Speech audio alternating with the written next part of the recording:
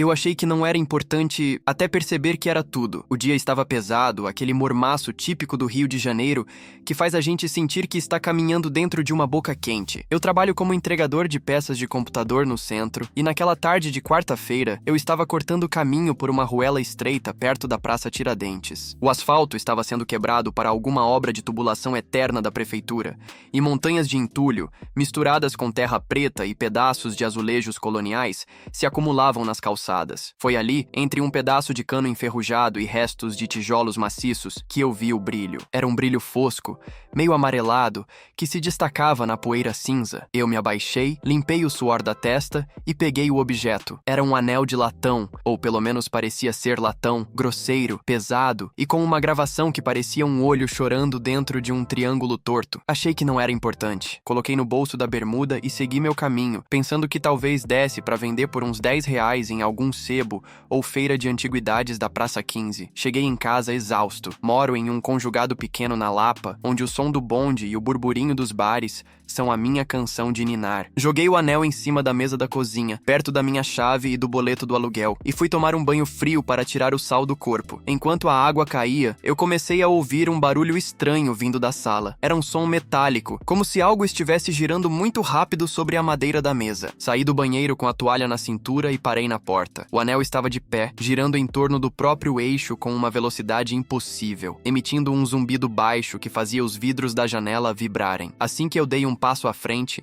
ele parou de uma vez e caiu estático, como se nunca tivesse se mexido. Eu balancei a cabeça, achando que o cansaço estava me fazendo ter alucinações. Peguei o anel e, por um impulso idiota, enfiei no dedo anelar da mão direita. Serviu perfeitamente, como se tivesse sido moldado para mim. No momento em que o metal tocou a minha pele, eu senti uma descarga elétrica subir pelo meu braço, uma pontada de frio que me fez perder o fôlego por 3 segundos. Olhei pela janela e vi um homem parado na calçada do outro lado da rua. Ele usava um terno cinza escuro, impecável, totalmente fora de lugar naquele calor da Lapa, e segurava um guarda-chuva preto mesmo com o céu sem uma única nuvem. Ele não se mexia, ele apenas olhava para a minha janela com uma expressão de quem espera um ônibus que nunca chega. Ignorei o sujeito, fechei a cortina e tentei dormir. Mas o sono não vinha. Cada vez que eu fechava os olhos, eu via imagens de mapas antigos, de porões escuros cheios de correntes e de uma voz sussurrando em uma língua que parecia o português, mas com palavras que soavam como pedras rolando em um rio. Acordei às 3 da manhã com o meu celular vibrando sem parar. Não eram chamadas, eram mensagens de texto de números desconhecidos. Centenas delas, todas com a mesma frase. O que foi desenterrado não pode ser escondido. Devolva o olho de sangue. Senti o pânico começar a rastejar pela minha espinha. Olhei para o anel no meu dedo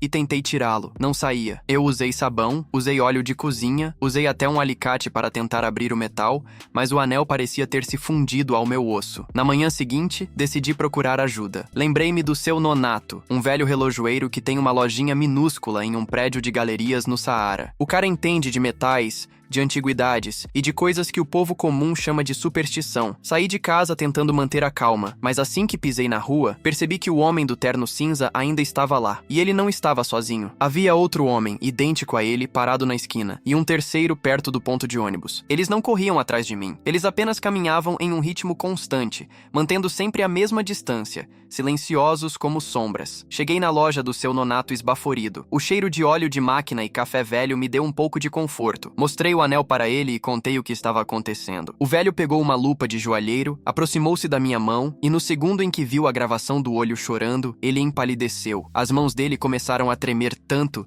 que ele teve que soltar a lupa. "Onde você achou isso, garoto?" Ele perguntou com a voz falhando. Expliquei sobre a obra no centro. O seu Nonato trancou a porta da loja por dentro e me puxou para os fundos onde ficava a bancada cheia de engrenagens de relógios de parede. "Isso não é um anel de latão, Elias. Isso é ouro negro, misturado com o sangue de quem construiu os alicerces desse país na marra e no chicote", ele disse, baixando o tom de voz. "Esse é o anel da Irmandade da Vigília. Eles eram escravizados que guardavam os segredos dos túneis subterrâneos do Rio de Janeiro. Eles escondiam o que a coroa portuguesa queria roubar, a herança ancestral das tribos que viviam aqui antes de tudo virar pedra e asfalto. Você achou que não era importante, mas esse anel é a chave para o maior tesouro escondido sob os nossos pés. E esses homens de terno? Eles são os zeladores do esquecimento. Se eles te pegarem, você não vai apenas morrer, você vai ser editado da história como se nunca tivesse nascido." Eu olhei para a minha mão e o anel pareceu brilhar com uma luz interna, um tom de carmesim que pulsava como um coração. O seu nonato me entregou um pequeno frasco de um líquido escuro e um endereço escrito em um papel de cigarro. Vá para a Igreja do Rosário e São Benedito nos fundos da sacristia. Procure pelo zelador chamado Bento. Só ele sabe como abrir o caminho. E não tire esse anel, Elias. Se você tirar, eles ganham. O anel agora é a sua única proteção e a sua sentença de morte. Saí da loja pelos fundos, pelo corredor de serviço que dava para outra rua, enquanto ouvia o som pesado de alguém batendo na porta da frente. Não eram batidas de quem quer entrar, eram batidas rítmicas, como um tambor fúnebre. Enquanto eu corria pelo labirinto de ruas do Saara, desviando de carrinhos de mercadoria e de multidões de compradores, eu percebi que a cidade estava mudando ao meu redor. Os prédios modernos pareciam transparentes, revelando as estruturas de pedra e cal por baixo. Eu via vultos de pessoas vestidas com roupas de 2 séculos atrás, caminhando entre os executivos de hoje. O anel estava me permitindo ver as camadas de tempo do Rio de Janeiro. Eu percebi que a obra onde achei o anel não era para tubulação. Eles estavam cavando para encontrar o que está no meu dedo. Eu achei que era apenas um pedaço de metal barato, mas agora eu percebia que aquele anel era tudo. Era a minha linhagem, era a verdade sobre a terra onde eu piso, e era a razão pela qual eu estava sendo caçado. Eu precisava chegar à igreja antes que os zeladores de terno cinza me cercassem, porque o Rio de Janeiro que eu conhecia estava sumindo, e o Rio de Janeiro das sombras estava me chamando para o fundo. Edite 1. Galera, eu tentei cortar o dedo fora, eu juro. Peguei a faca na cozinha, mas a lâmina quebrou como se eu estivesse tentando cortar diamante. O anel me protege de ferimentos externos, mas por dentro eu sinto que estou queimando. Edite 2. O seu nonato sumiu. Voltei na galeria agora há pouco e a loja dele está vazia, coberta de teias de aranha e poeira de anos, como se estivesse abandonada há décadas. O que está acontecendo com o tempo? Edit 3. Os homens de terno não têm rosto. Eu vi um de perto quando ele passou por um espelho de loja. Onde deveria estar a face, há apenas uma superfície lisa e cinza, como pedra polida. Eles não são humanos. O zelador Bento me mostrou que a Igreja do Rosário não foi construída apenas com pedra e cal, mas com memórias que o asfalto tentou sufocar. Cheguei à Igreja de Nossa Senhora do Rosário e São Benedito dos Homens Pretos, com os pulmões ardendo, sentindo o ar pesado como se o Rio de Janeiro tivesse se transformado em um imenso porão úmido. A igreja, encravada na rua Uruguaiana, parecia um baluarte de resistência cercado pelo caos do comércio popular. Enquanto eu atravessava o portal de madeira pesada, o som das buzinas e dos gritos dos vendedores de eletrônicos silenciou de forma abrupta, substituído por um eco profundo, um murmúrio que parecia vir do próprio chão. O anel no meu dedo começou a pulsar em um tom de violeta escuro, e a cicatriz preta que eu ganhei na palma da mão, uma lembrança daquela outra vida que teimava em se misturar aos meus pensamentos, começou a latejar em sincronia com o metal. Fui direto para a sacristia, seguindo as instruções do seu nonato. O ambiente era fresco, com cheiro de incenso antigo e cera de abelha. No fundo, entre estantes repletas de livros litúrgicos que pareciam prontos para virar pó ao menor toque, encontrei um homem de pele retinta, tão brilhante que parecia obsidiana polida. Ele usava um guarda-pó cinza e segurava um molho de chaves de ferro fundido que faziam um barulho rítmico. "Você é o Elias", ele disse, sem levantar os olhos de um registro antigo. "O anel me avisou que você estava cruzando o Largo da Carioca. Você caminha rápido, mas as sombras caminham mais rápido ainda." Era o Bento. Ele se levantou, revelando uma estatura imponente, e me fez um sinal para que eu o seguisse por uma porta de ferro escondida atrás de uma tapeçaria desbotada. Descemos uma escada em caracol tão estreita que meus ombros raspavam nas paredes frias. Quanto mais descíamos, mais o som da cidade lá fora desaparecia, dando lugar a um som de água corrente, não água de esgoto, mas um fluxo natural, o som dos rios que o Rio de Janeiro soterrou para virar metrópole. Bento parou diante de uma parede de pedra bruta onde havia uma inscrição idêntica à do anel, o olho chorando dentro do triângulo. "Elias, você achou que esse anel era um enfeite, um resto de lixo de uma obra de saneamento, mas o que você desenterrou foi o olho de sangue, a bússola da Irmandade da Vigília", explicou Bento, enquanto encaixava uma de suas chaves em uma fenda invisível na rocha. "O Rio de Janeiro que você conhece é apenas uma crosta fina de cimento e ilusão. Por baixo de nós existe uma malha de túneis, aquedutos e câmaras que guardam o conhecimento de quem realmente construiu essa terra. Os homens de terno cinza, os zeladores, são a manifestação do esquecimento. Eles servem àqueles que querem que a história seja uma linha reta e limpa, sem as manchas de sangue e de magia que o povo preto e indígena deixou nos alicerces. A parede de pedra deslizou para o lado com um som de trovão abafado, revelando uma câmara iluminada por lamparinas de óleo de baleia que pareciam acesas há séculos. No centro, havia um mapa em relevo do Rio de Janeiro, mas não o mapa que se vê no Google Maps. Era um mapa vivo, feito de areia branca e cristais, onde as veias de água da cidade brilhavam em azul. Bento pegou a minha mão direita e a posicionou sobre o mapa. O anel reagiu instantaneamente, projetando feixes de luz carmesim sobre 3 pontos específicos: a Praça Tiradentes, o Cais do Valongo e o Morro do Castelo, ou onde o Morro do Castelo deveria estar antes de ser arrasado. Eles estão cavando na Tiradentes porque é lá que está o coração da vigília. O anel é a chave de ignição. Se eles conseguirem o anel, eles podem reescrever a memória coletiva da cidade. Eles podem fazer com que todos esqueçam de onde vieram, apagando a resistência e transformando o povo em meros autômatos de consumo, Bento disse, o tom de voz ficando cada vez mais grave. Ele me entregou um pequeno saquinho de couro contendo uma terra muito fina e vermelha. Isso é terra de quilombo, misturada com as cinzas de quem nunca se curvou. Se um dos zeladores te cercar, jogue isso nos pés dele. O esquecimento não suporta a presença da terra fértil. Nesse momento, ouvimos um estrondo vindo de cima. O teto da câmara tremeu e pedaços de reboco caíram sobre o mapa de areia. Os zeladores tinham encontrado a entrada. Eu vi, através das frestas da escadaria, o brilho frio das lâminas de metal que eles carregavam. Bento me empurrou para um túnel lateral que exalava um cheiro de maresia e poeira antiga. Vá, Elias!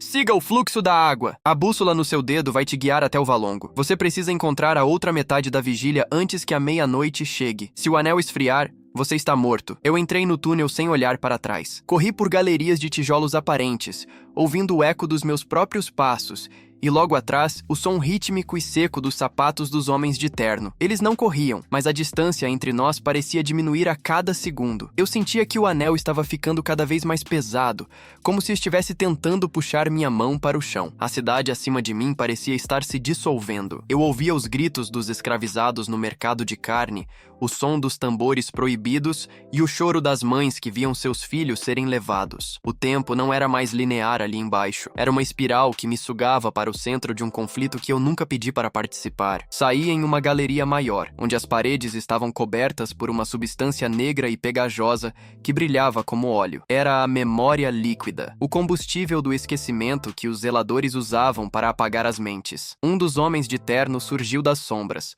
bloqueando meu caminho. Ele não tinha rosto, apenas aquela superfície cinza e lisa, mas eu sentia o ódio que emanava dele. Ele estendeu a mão para o meu anel. Lembrei do saquinho de terra vermelha. Joguei a poeira nos pés dele, e no segundo em que a terra tocou o chão, o zelador soltou um som de estática de rádio e começou a se desmanchar em cinzas frias. O caminho estava livre, mas o anel no meu dedo começou a mudar de cor novamente, ficando de um azul elétrico. Eu estava perto do cais do Valongo. Eu sabia que o que estava escondido lá era a prova definitiva de que o passado nunca morre. Ele apenas espera o momento certo para ser desenterrado. Eu achei que não era importante, mas agora eu percebia que eu era a última barreira entre o Rio de Janeiro e o vazio absoluto da amnésia. A água sob meus pés estava subindo, e as vozes do passado estavam ficando mais altas, clamando pelo herdeiro que finalmente tinha retornado para reclamar o que era seu. Edite 1. Pessoal, eu não sinto mais frio. Mesmo estando em um túnel úmido e escuro, meu corpo está emanando um calor absurdo. O anel está se fundindo à minha carne de um jeito que a pele ao redor está ficando dourada. Edite 2. O Bento disse que eu sou um herdeiro de sangue. Meus pais nunca me contaram nada sobre a nossa família ser do Rio. Eles sempre disseram que viemos do interior. Acho que eles estavam tentando me proteger desse destino. Edite 3. Eu ouvi o som de um navio negreiro. Não foi um eco, foi real. O cheiro de mar e sofrimento é insuportável aqui embaixo. Estou chegando no Valongo. Se eu não voltar a postar, procurem pelo olho no triângulo. O cais do Valongo é um portal feito de pedras que gritam,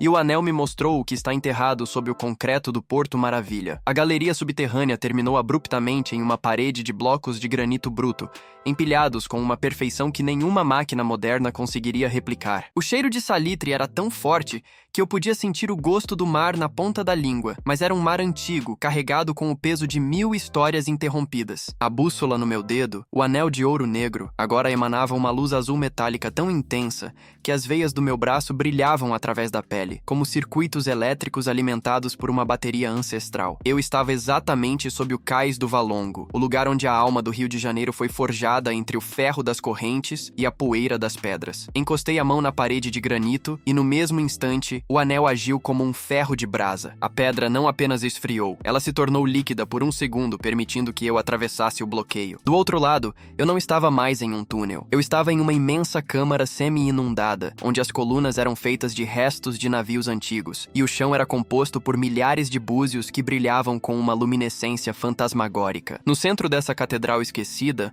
flutuando sobre uma poça de água cristalina, estava uma segunda peça do quebra-cabeça, um colar de contas de ferro, pesado e rústico, que parecia estar esperando por mim há séculos. O anel vê o caminho, mas o colar carrega o peso. Uma voz feminina, melodiosa e grave, ecoou pelas paredes. Das sombras de uma das colunas de madeira apodrecida, surgiu uma mulher que parecia feita de fumaça e maré. Ela usava um turbante branco impecável e suas mãos estavam cobertas por pinturas de argila vermelha. Ela se apresentou como Yara, a guardiã do Valongo, a outra metade da vigília que Bento mencionara. Ela não tinha idade. Seus olhos pareciam ter visto a chegada das primeiras caravelas e a construção dos primeiros arranha-céus de vidro da zona portuária. Yara se aproximou e, sem pedir licença, colocou o colar de ferro no meu pescoço. No momento em que o metal tocou o meu peito, eu caí de joelhos. Não foi dor, foi uma inundação de memórias. Eu vi o cais do Valongo em 1811. Vi a chegada de milhares de pessoas cujos nomes foram apagados pelo sistema, mas cujas essências estavam agora gritando dentro de mim. Vi que o tesouro da vigília não era ouro, nem pedras preciosas. O tesouro era a própria história. Eles guardavam as linhagens, as canções, os segredos das ervas e as coordenadas de um Rio de Janeiro que existia antes de ser invadido. Os zeladores de terno cinza queriam esse colar porque ele é o HD externo da alma brasileira. Se eles apagassem o que estava ali, o Brasil se tornaria um país sem ontem, uma massa de gente sem raiz, fácil de ser manipulada por qualquer um que detivesse o poder do agora. Eles estão chegando, Elias. O sistema de defesa da superfície foi rompido, Yara disse apontando para o teto da câmara. Eu olhei para cima e vi que o concreto do Porto Maravilha estava começando a rachar, e por essas rachaduras, a substância negra e pegajosa dos zeladores, o esquecimento líquido, estava começando a vazar como se fosse um óleo podre. Onde aquela substância tocava as pedras do Valongo, o brilho dos búzios se apagava. Era uma infecção digital em uma estrutura orgânica. Os homens sem rosto estavam descendo, deslizando pelas rachaduras com seus ternos impecáveis que nunca se sujavam. Eu me levantei, sentindo uma força que não vinha dos meus músculos, mas da conexão entre o anel e o colar. O anel apontava para a saída, mas o colar me dava a autoridade de comandar as sombras. O que eu faço? Perguntei, vendo o primeiro zelador tocar o chão da câmara, sacando uma lâmina de silício que brilhava com uma luz branca e estéril. Yara me olhou com uma tristeza profunda. Você precisa levar o olho de sangue de volta para onde tudo começou, a Praça Tiradentes. Lá existe o Marco Zero, o ponto onde todas as linhas de tempo da cidade se cruzam. Se você fincar a navalha de prata no centro do marco, você reinicia a memória do Rio. Mas o preço, Elias, o preço é que você nunca mais poderá voltar para a sua vida comum. Você será o servidor vivo dessa história. Eu entendi. O Elias que entregava peças de computador tinha morrido no momento em que se abaixou no entulho da obra. O que restava era um guardião. O zelador avançou, movendo-se com aquela velocidade desarticulada de um erro de sistema. Eu não usei a terra de quilombo desta vez. Eu apenas apontei a mão com o anel para ele e recitei a primeira palavra que o colar soprou no meu ouvido. Uma palavra em uma língua que eu nunca estudei, mas que meu sangue reconhecia. O zelador parou no ar, congelado, e depois explodiu em uma nuvem de pixels cinzas que foram absorvidos pela água da câmara. Yara abriu um portal de água que levava diretamente para os canais de drenagem sob a Avenida Passos. Vá, o tempo está colapsando. A Praça Tiradentes está sendo cercada por um bloqueio de realidade. Eles vão tentar te convencer de que nada disso é real, que você está tendo um surto psicótico. Não acredite no que seus olhos veem, acredite no que seu sangue sente. Mergulhei na água gelada e me deixei levar pelo fluxo. Eu estava navegando pelos rios soterrados da cidade, sentindo o pulsar do Rio de Janeiro debaixo de mim como se fosse um animal gigante,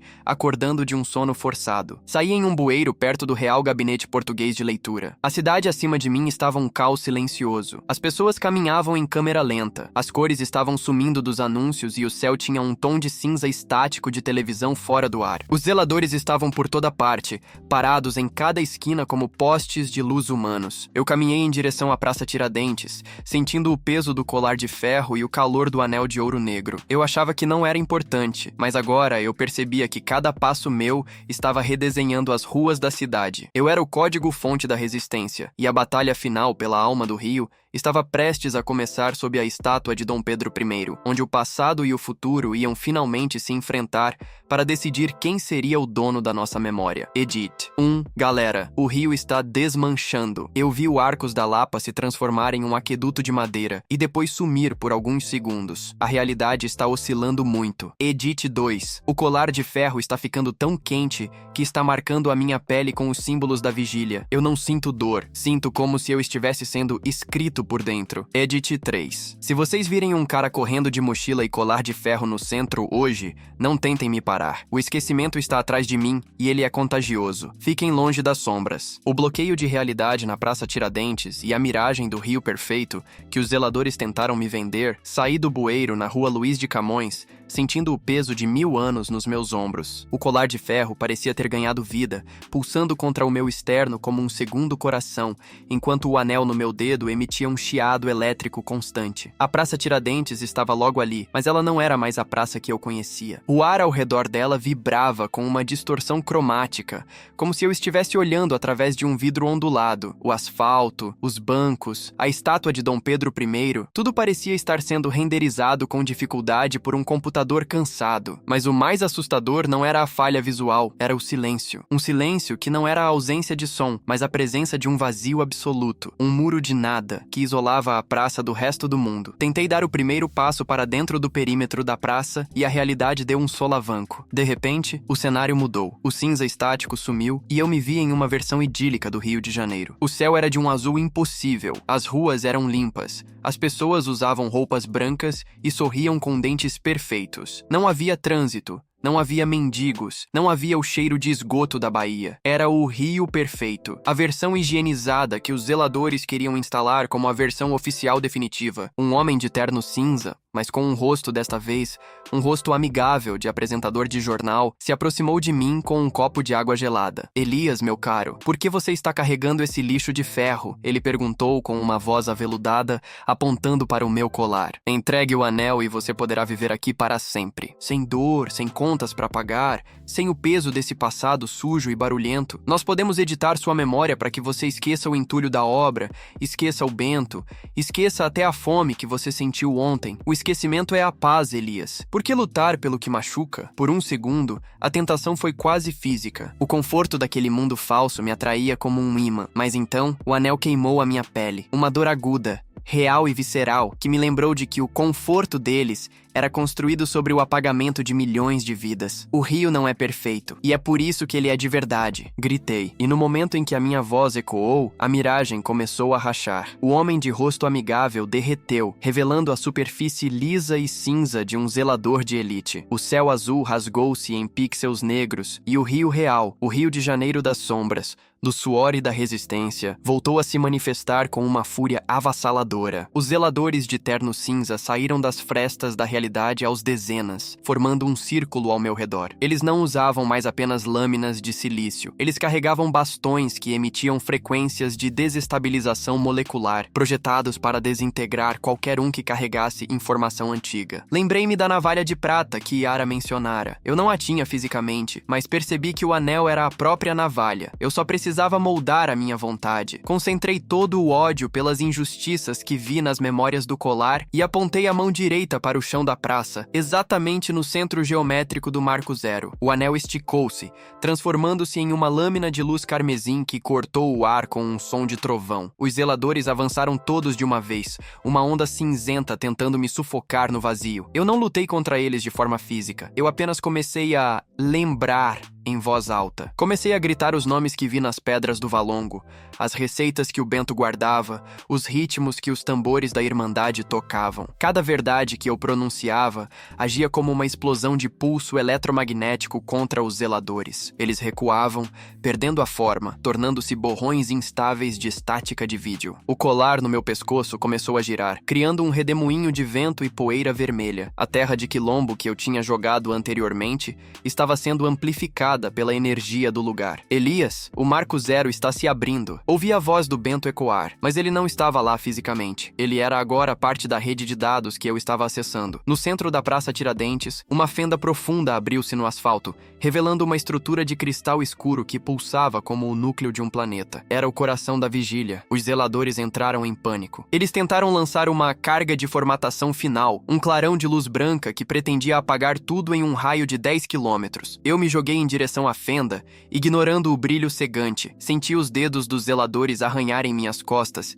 tentando me puxar para fora, mas o colar de ferro me ancorava na gravidade da história. Alcancei o cristal e, com um movimento desesperado, cravei o anel de ouro negro diretamente no núcleo. O choque foi tão violento que eu senti minha própria consciência ser fragmentada e espalhada por cada rua, cada beco e cada favela do Rio de Janeiro. Eu não era mais o Elias. Eu era o sistema operacional da cidade. O clarão branco dos zeladores colidiu com a explosão carmesim do anel. Por um milésimo de segundo, o Rio de Janeiro deixou de existir. Houve apenas o nada. E depois, o som de um suspiro coletivo. A realidade estabilizou-se com um estalo metálico. Os zeladores de terno cinza evaporaram, transformando-se em poeira inofensiva que o vento da noite levou. O bloqueio de realidade caiu. As luzes da Praça Tiradentes voltaram a brilhar com aquele tom amarelado e quente. Os carros voltaram a buzinar e o som de um samba vindo de um boteco próximo preencheu o ar. Eu estava caído no centro da praça, exausto, com as roupas em farrapos. O anel tinha sumido do meu dedo e o colar de ferro tinha se transformado em uma tatuagem permanente ao redor do meu pescoço. Eu olhei ao redor e vi que as pessoas estavam paradas, olhando para as próprias mãos com uma expressão de quem acabara de acordar de um sono de 100 anos. Elas lembravam, não de forma consciente e técnica, mas sentiam no peito o peso da sua própria importância. O sistema de esquecimento tinha sido reiniciado. Eu achei que não era importante, mas agora eu percebia que o mundo inteiro tinha mudado porque um entregador de peças de computador se recusou a esquecer o que encontrou no lixo. Mas a batalha não tinha acabado. O cristal no chão ainda pulsava e o envelope número 5 estava brilhando no meu bolso, esperando para revelar o preço final de ser o herdeiro da vigília. Edit 1. Galera, eu estou vivo. A polícia chegou na praça perguntando sobre uma explosão de transformador, mas ninguém viu fogo ou fumaça. Só sentiram um calafrio coletivo. Edit 2. A tatuagem no meu pescoço não sai com nada. Ela brilha toda vez que eu passo perto de um monumento histórico. Acho que agora eu sou um sensor humano de verdades escondidas. Edit 3. Eu vi um dos homens de terno cinza agora há pouco. Ele não tinha mais o terno. Estava vestindo trapos e parecia confuso pedindo esmola. O sistema deles quebrou de vez, mas eles ainda estão por aí, como fragmentos de um vírus deletado. Eu me tornei o arquivo vivo do Rio de Janeiro, e a minha vida comum foi o preço para que a cidade voltasse a sonhar. O silêncio que se seguiu à explosão no Marco Zero não era de vazio, mas de plenitude. A Praça Tiradentes pulsava sob meus pés, não mais como um pedaço de asfalto morto, mas como um organismo vivo que finalmente conseguia respirar depois de séculos de asfixia. Eu me levantei devagar, sentindo cada músculo do meu corpo como se tivesse sido desmontado e remontado por mãos invisíveis. A tatuagem do colar de ferro no meu pescoço não ardia mais. Ela emanava um frescor reconfortante, como se a própria brisa da Baía de Guanabara estivesse correndo por dentro da minha pele. O anel de ouro negro tinha desaparecido fisicamente, mas eu sentia sua presença no peso da minha mão direita, uma autoridade silenciosa que fazia as sombras se afastarem quando eu passava. Peguei o envelope número 5 do bolso da minha bermuda rasgada. O papel não era mais pardo. Ele tinha se tornado translúcido, revelando coordenadas que mudavam conforme o meu batimento cardíaco se estabilizava. Rompi o lacre e, em vez de uma instrução escrita, uma imagem mental se formou na minha mente. O casarão da Rua da Carioca onde tudo começou, mas não na versão degradada de hoje, e sim em sua glória original. Entendi o recado. O ciclo precisava ser fechado onde a herança foi despertada. Caminhei pelas ruas do centro e a sensação era indescritível. Eu via a cidade em duas camadas. O Rio de Janeiro moderno, com seus executivos apressados e luzes de LED, e o Rio Ancestral, onde os espíritos dos antigos guardiões caminhavam lado a lado com os vivos, protegendo as esquinas e os segredos enterrados. Cheguei ao local da obra onde encontrei o anel. O entulho tinha sumido. No lugar da montanha de terra preta e tijolos, havia um jardim perfeitamente cuidado, com flores que exalavam o mesmo cheiro de sândalo e maré que senti no Valongo. Bento e Yara estavam parados diante de uma porta de bronze que eu nunca tinha notado naquele prédio. Eles não pareciam mais figuras de um passado sombrio. Eles tinham uma aura de serenidade, como se tivessem sido libertos de um fardo imenso. O sistema foi reiniciado, Elias, disse Bento, estendendo a mão para mim. A amnésia coletiva foi quebrada. A partir de hoje, as pedras deste rio vão contar a verdade para quem tiver ouvidos para ouvir. Mas eu sabia que havia um custo. Olhei para as minhas mãos e vi que elas estavam levemente transparentes nas bordas. Eu não pertencia mais totalmente ao mundo dos boletos, das entregas de peças de computador e das cervejas de sexta-feira na Lapa. Eu tinha me tornado um erro necessário, o mediador entre o que a cidade mostra e o que ela esconde. Yara aproximou-se e tocou o meu rosto com suas mãos pintadas de argila. O preço da sua verdade, Elias, é que você agora é o herdeiro da vigília. Você não pode mais ser apenas um homem. Você é o arquivo vivo. Enquanto você lembrar, o Rio de Janeiro existirá. Se você esquecer, a cidade desmorona no vazio dos zeladores. Eu aceitei o fardo. No momento em que cruzei a porta de bronze, a minha antiga vida foi apagada dos registros civis. No banco de dados da empresa de logística, meu nome desapareceu. No contrato de aluguel do conjugado na Lapa, o espaço ficou em branco. Para o mundo oficial, o entregador chamado Elias nunca existiu. Mas em contrapartida, eu agora tinha a chave de todos os túneis, a amizade de todos os rios soterrados